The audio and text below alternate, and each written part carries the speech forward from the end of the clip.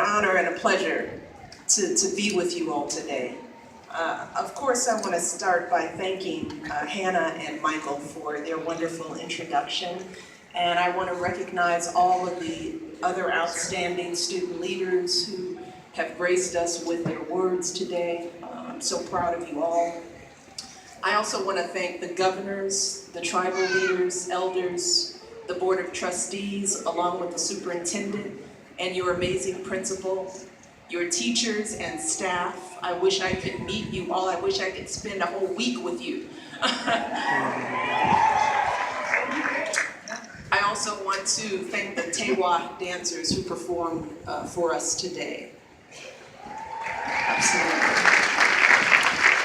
And of course, last but not least, to the class of 2016, you are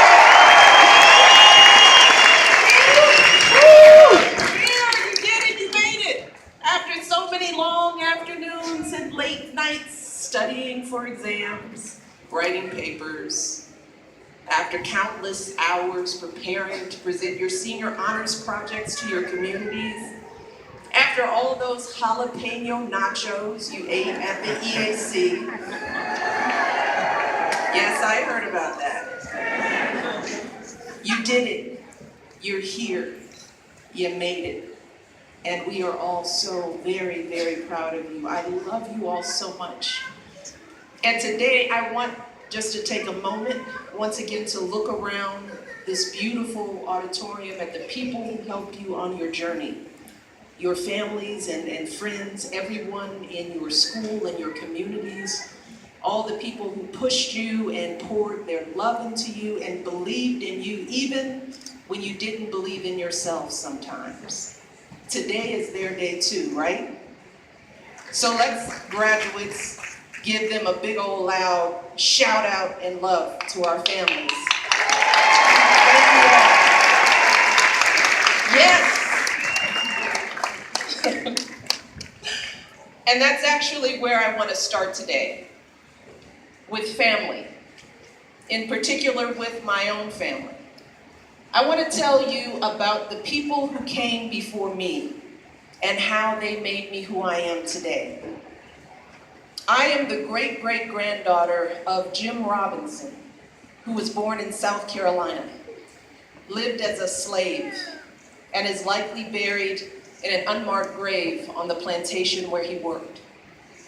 I am the great-granddaughter of Frazier Robinson, an illiterate houseboy who taught himself to read and became an entrepreneur, selling newspapers and shoes.